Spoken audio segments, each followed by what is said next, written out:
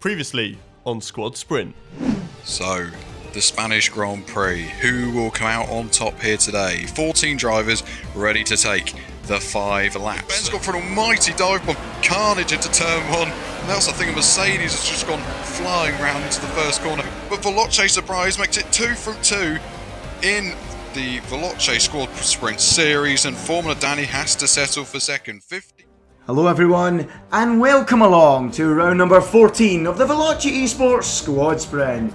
We've arrived at the jewel in the Formula 1 crown. It's the Monaco Grand Prix at long last. The 3.3 kilometre, 19 turn circuit is one of the most challenging of the season. The barriers are never too far away. We've got huge elevation change and overtaking is extremely tough. But I'm sure the Squad Sprint drivers will find a way.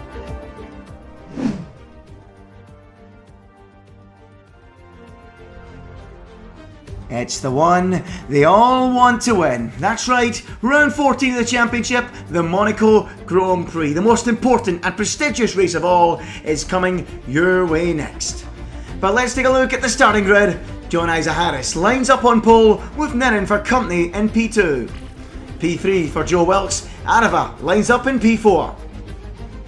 Fifth is Veloce Surprise. He's been taking the series by storm of late. Primero is 6th. Speaking of storm, he starts in 7th, Tiamat Murdoch lines up in 8th. It's 9 for Tom Martinez, Photon starts from P10. 11th in the grid, Veloce Alonso and the E-Rock champ Veloce James starts 12th. And on the back row of the grid, Flying Finn starts 13th and Formula Danny, the championship leader, starts from the back. Remember folks, you can vote for your driver of the day by telling us in the comment section below. Well, here we are on board with John Isaac Harris, who is the king of dirt rally, as we get ready for the start of this race. And we are go. It's a good start from John, and already using that dirt rally skill to perfection into the first corner. Goodness me, he was sliding everywhere going through there, but he holds his lead, and that is vital as Arava and Primero go side by side, climbing up the hill towards Massenet. Now looking at Ben, and we're getting some wall riding, are we? Bouncing off the barriers. No damage in the series, of course, and he climbs up into the top 6. Arava just in front of him in P5, and they're going to go, bumping together into Mirabel Corner, and thankfully they all make their way through, and Ben bumps his way up into P4. As you can see, John Isaac Harris has lost some ground. He's down to 3rd place after initially sliding up the order, or sliding his way through the first corner, I should say, as we go back on board with Tom, 97 HD, as he heads through the Monaco tunnel, which should be a little bit drier than the conditions out on the circuit. Is he going to try and make a move on Veloce Primero into the braking zone down at the harbour front chicane? He's not going to do it on this occasion. He remains stuck behind him. Is he going to try and be patient? We'll have to keep an eye on it. Formula Danny, the championship leader behind that in P10. He usually, unlike most drivers in this series, has been more patient than others, kept his nose clean, and he will bide his time to try and find a way through as they all make their way through the Rascasse for the first time. On board now with the championship leader, who has a 10-point advantage over Flying Finn at the moment in the championship. It's Veloce Surprise, who, as I mentioned on the grid, has really joined the series and taken it by storm. Sets the fastest lap, and he's got to be favourite for the victory. As we have a replay on board with Sally Salton at the start. What have we got here? No, this is Formula Danny, not Sally Salton. He's of course in the Mercedes, Danny. And quite messy off the grid, as you'd expect really in these damp conditions at Monaco. James losing ground. Now on board with Tom, who started this race, was P11 when we go on board with them. Started a little higher up than that, and this is where it got messy through Massenet. A lot of bumps going on, but in general, relatively clean compared to what we've seen in recent episodes, isn't it? And as they all make the... as I say that, a traffic jam. It's like the M6 at rush hour down there. And a traffic jam here in Monte Carlo as the two McLarens get tied up. But back to the action live, and Ben, colliding with Isa there up at Massenet. That's his 2nd lap in a row. Ben has been bouncing off barriers at the top of the hill.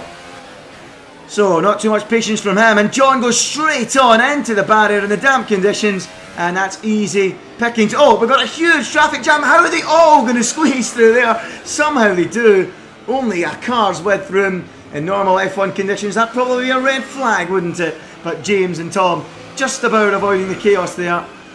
And they move up to 7th and 8th places on the second lap of 5. We go on board now with Formula Danny, who is making some progress, the Hungarian driver. Up now to P6 since we last went on board, as Photon tries to negotiate Storm down at the chicane. He can't quite do it and stays behind for now. And now the two Hungarians, the two teammates in the Mercedes team, are going to do battle.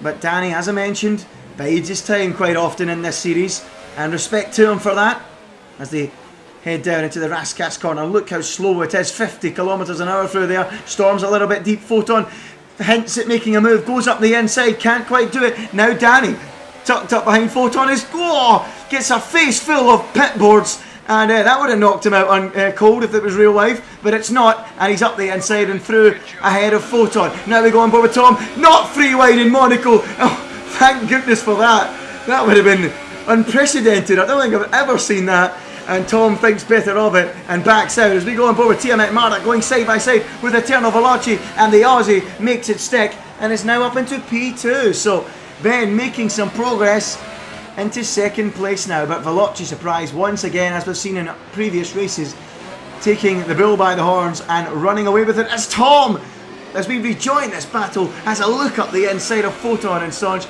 Can't quite do it now. Photon in the wall. James and Sonj come flying into the corner. James bashes off the barrier, gets going and makes his way ahead of Tom. Interesting stuff going on here in Monte Carlo down at the hairpin.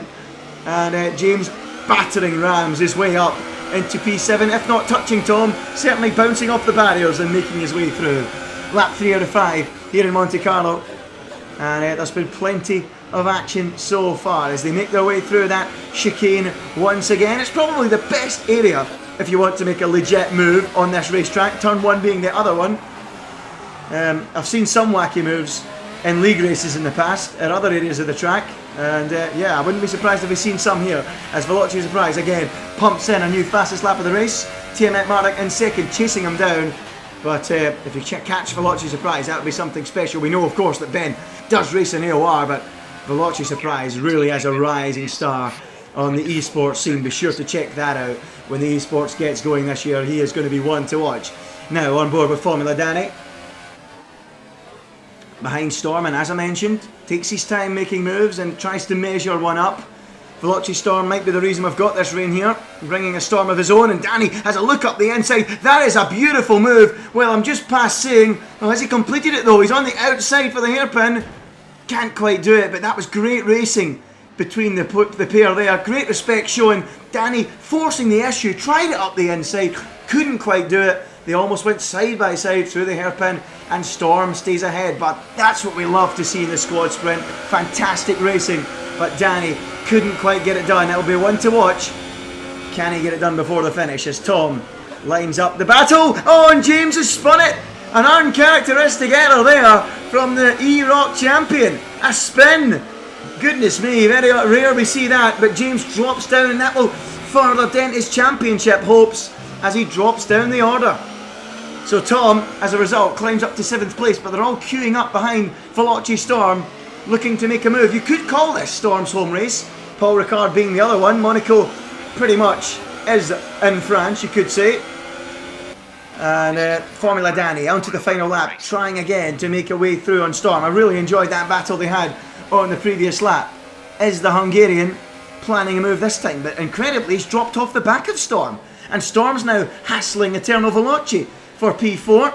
So that looks like the battle to watch at the moment, as Veloce Surprise continues to race away out front from Tiamat Marduk in second, as Formula Danny tries his very best to make a move. Eterno Veloce really holding them all up. Look at this for a traffic jam.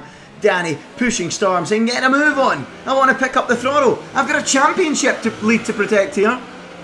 But Danny, as ever, being streetwise on a street track, not trying anything too over the top as they race through the tunnel, the V6 engine reverberating off the barriers.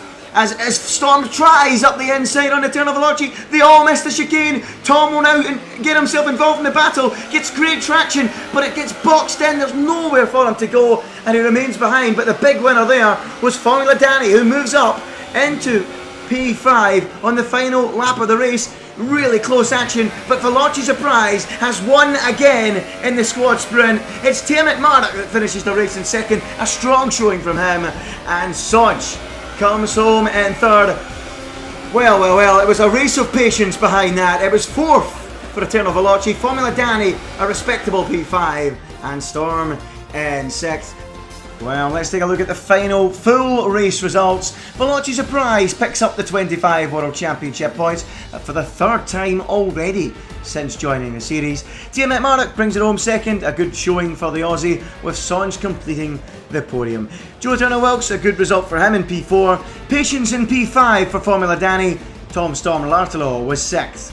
Tom Martinez, he was 7th. Sally came home 8th. 9th for Photon and 10th for Veloce James.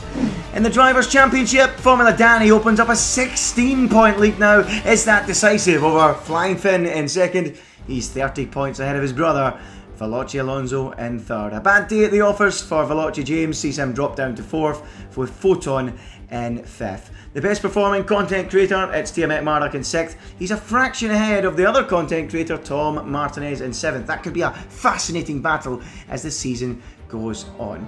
Then it's Tom Storm Lartelo in 8th, with Veloce Surprise flying up to 9th already. And completing the top 10, it's Primero in 10th.